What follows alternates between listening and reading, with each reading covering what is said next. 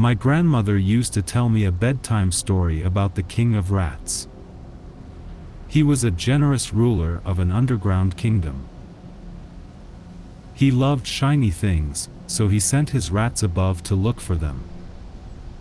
If you leave him a gift under your pillow, my grandmother said, he will send you blessings in return. It sounded too good to be true. I decided to test it by putting a glittery rhinestone under my pillow. In the morning, it was gone. That day, I got an A on my spelling test, even though I didn't study. From then on, I left something every night. It started small: aluminum gum wrappers, soda can tabs, a penny. My good luck kept up. I found $1 on the street, I won the class spelling bee, and got the winning hit in dodgeball. One day, something weird happened. I put a shiny rock under my pillow, but when I woke up, it was still there. That whole day, I had bad luck. I fell in a puddle, ripped the knee of my jeans, and even lost my favorite pencil. My luck just got worse from there.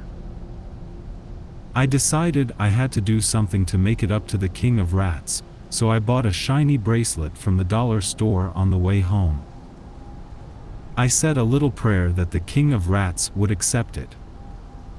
Thankfully, it was gone the next morning. But my troubles weren't over.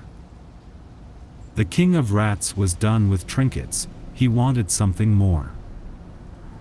I had give him more and more expensive things, bigger things, shinier things.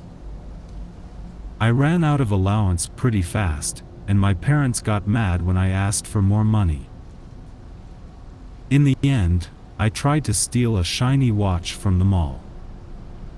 I got caught, and it was a big deal. The store didn't press charges, but my parents were livid. I don't think they'll unground me until high school. By then, I'd had enough.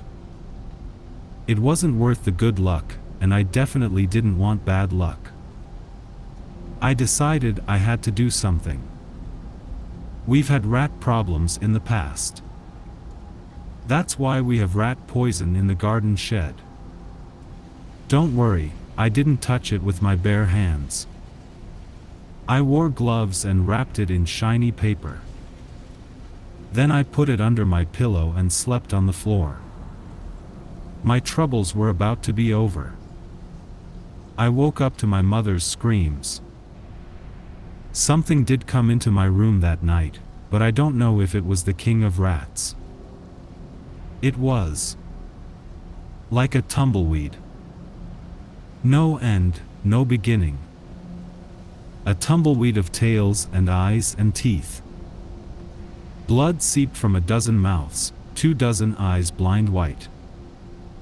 Among the matted hair, I saw something shiny, a soda can tab. A gum wrapper. A rhinestone. Stitch face, you may have killed all my friends, but I won't let you harm any more campers. I know what happened to you was tragic, but you have to be put to rest, permanently. Cut. Ashlyn. The director said, briefly pausing to rub his temples, either trying to soothe a migraine or attempting to stop himself from flying off the handle. What the fuck was that supposed to be, Ashlyn? It's my line, I said it just like you wrote it, what was wrong with it? The young actress said, trying her best to avoid setting off the easily irritated man she was working for. No, it isn't the line, and it isn't in the script like that. The director's face was getting red with anger and he could feel the throbbing in his head intensifying. Does it say in the script to read the line like a fucking robot? Huh. Does it? The large man in the corner, almost as wide as he was tall, clad with a butcher's outfit on and a stitched-up burlap sack on his head, began to speak. I thought it was good. He sputtered out, meekly. Of course you think it was good, you idiot. You're just some guy we got to put this stupid mask on because the original actor walked out on us. You wouldn't know artistry if it bit you on the ass. The larger man looked down at his feet and returned to his silence in the corner. How had he gotten into this? The director thought. How had he scratched and scraped his way up so he could finally be recognized as a horror director, to finally have the money and the resources to make his dream series of films a reality, only to be forced into working with these morons all day? Stitchface was the future of horror, and these two jackasses were ruining it. Look, stupid, here's what we're gonna do. Since you obviously don't know what you're doing, I'll play the role of Stitchface. Hand me the mask and the knife. The actor did as he was told. Now Ashlyn, this is the scene where you take Stitchface down all right. You grab the knife and you stab him right in the throat. Can you do that? Can you? Ashlyn nodded silently. And, action.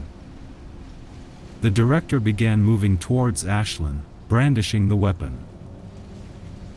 Ashlyn was still sat there motionless, traumatized from the insults the director had constantly thrown her way during shooting. The director yanked off his mask and began screaming. Why are you just standing there, you bitch? You're supposed to. Ashlyn lost it, grabbing the knife and jamming it into the side of the director's throat, piercing his neck and causing thick streams of blood to leak out. The director always wanted to use real knives on set, for accuracy, he said. Through the pain and the shock, the director looked up at Ashlyn. As his vision left him, he saw a star.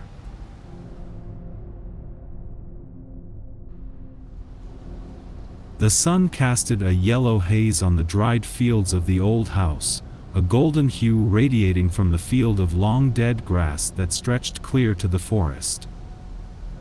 A swoosh of a bat failing to connect with a ball was coming from the side of the home.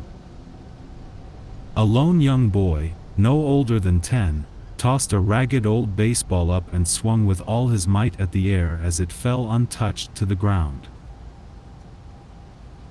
He finally grew angry and immediately tossed the bat at the dirt, watching it bounce and roll away. He sat, head in his hands, staring out at the tree line, and after a moment of breathing he picked himself up again. He walked to the bat, snatching it with intent. He briefly closed his eyes, breathed in, threw the ball up and readied the bat. Watching with only his peripherals, he swung proudly, and with a satisfying crack he saw the ball go flying. It sailed high, clear over the grass, and seemed like it would hang in the sky forever, floating in a victory pose and blocking out the sun.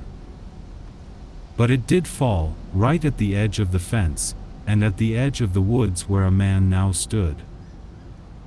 Shivers ran down his back. The man hadn't been there before. He stood tall and unmoving, staring at him from across the waving grass. The light suddenly shifted, the sun fell behind the trees and muted the land.